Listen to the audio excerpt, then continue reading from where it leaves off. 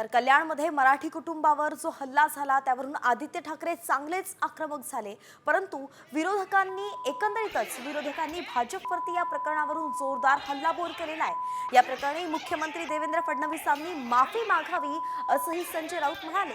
तर मराठी माणूस हद्दपार करण्याचा हेतू आहे का असा सवाल विजय वडेट्टीवारांनी विचारला।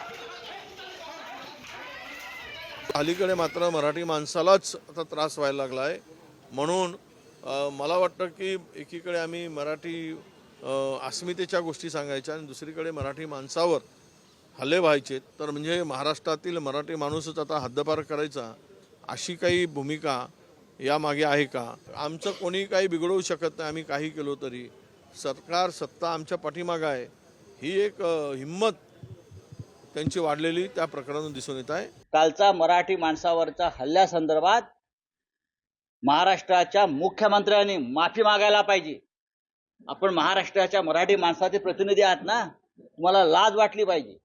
उपमुख्यमंत्री आहेत दोन, स्वतःला कसले मराठी समजताय तुम्ही? लाज वाटली पाहिजे तुम्हाला। ते भारतीय जनता पक्षाबरोबर आहेत, ते भारतीय जनता पक्षाची भूमिका जी आहे ते पुढे नेते।